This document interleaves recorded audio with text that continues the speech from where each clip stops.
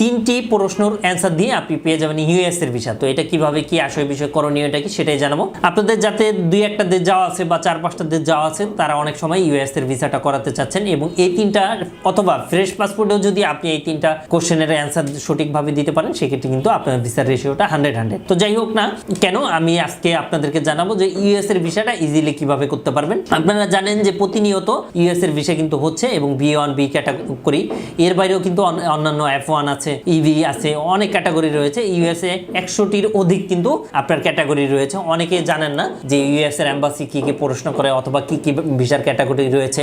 তো সেটাই মূলত আজকে সংক্ষিপ্ত একটু ধারণা দিব যাতে করে আপনারা বুঝতে পারেন। আপনি শুরুতে আপনার পাসপোর্টটা একটু মোটামুটি ভারী থাকতে হবে, অর্থাৎ 2-4টা দেশ যাওয়া থাকতে হবে। এর পরবর্তীতে আপনি কিন্তু চাইলে ইউএস এর ভিসা অ্যাপ্লাই করতে পারেন। সেক্ষেত্রে ইউএস কিন্তু কোনো ধরনের কোনো ডকুমেন্ট লাগতেছে না। আপনি কানাডা বলেন, অস্ট্রেলিয়া বলেন, অথবা ইউকে বলেন, সেনজিং বলেন, এই সমস্ত দেশে কিন্তু অনেক কিছু, অর্থাৎ অনেক ডকুমেন্ট প্রয়োজন। আপনার অ্যাসেট ভ্যালুয়েশন প্রয়োজন, ব্যাংকে কত টাকা আছে সেটা প্রয়োজন, এবং আপনি কি করেন সেটা প্রয়োজন আছে, এবং আপনার বাড়ি কয়টা আছে, গাড়ি কয়টা আছে ইত্যাদি সব কিছু প্রয়োজন। কিন্তু ইউএস এর বিষয়টা সম্পূর্ণ আলাদা, অর্থাৎ আপনি যদি সঠিকভাবে ইন্টারভিউ দিতে পারেন সেক্ষেত্রে কিন্তু আপনার ভিসাটা 100-100। এখন 3 নাম্বার অথবা 3টি প্রশ্ন কি কি সেটা হচ্ছে আপনি কেন যাবেন ইউএসএ। এই জিনিসটা আপনাকে প্রপারলি বোঝাতে হবে যে আমি যেহেতু কয়েকটা দেশ গিয়েছি সুতরাং আমি এখন যেতে চাচ্ছি ইউএসএ, কারণ ইউএসএ আমার একটি স্বপ্ন, আমি আমেরিকাতে যদি যেতে পারি। তো যাই হোক, যেটা প্রথম বলতে চেয়েছিলাম যে ইউএসএ কেন যাব, অর্থাৎ ইউএসএ কেন যাবেন, ইউএসএ কেন যাবেন, এই অ্যান্সারটা যদি আপনি ঠিকঠাক মতো দিতে পারেন যে আসলে আমি এর আগেও কয়েকটা দেশ গিয়েছি, এখন আমি ইউএসএ ঘুরতে যাব,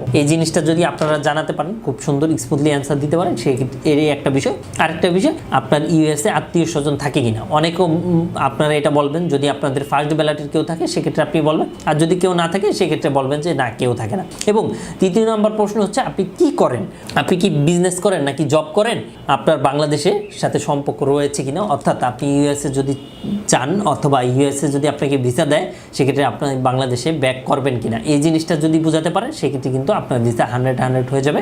এই জিনিসটা আপনাকে স্মার্ট ওয়েতে বোঝাতে হবে, এবং আপনি এই জিনিসগুলো কিন্তু আপনি মোটামুটি জেনে বুঝে এরপর অ্যান্সার দিলে। এবং আরও একটা বিষয় ডিপেন্ড করবে, এটা আরও একটি বিষয় এটার উপর ডিপেন্ড করবে, DX-160 যে ফর্মটা আছে, DS-160 যে ফর্মটা আছে, এই ফর্মটার মধ্যে আপনি কি দিয়েছেন, এই ফর্মটাও একটা ম্যান্ডেটরি বিষয়। এই ফর্মটা যদি আপনি ঠিকঠাক মতো ফিল আপ করতে পারেন সেটা দেখে কিন্তু আপনাকে কোশ্চেন করা হবে, অর্থাৎ আপনি কেন যাবেন, কি করেন, কোথায় থাকবেন, কোন কোন দেশ গিয়েছেন, এই যে ফর্মটা কিন্তু অনেক গুরুত্বপূর্ণ।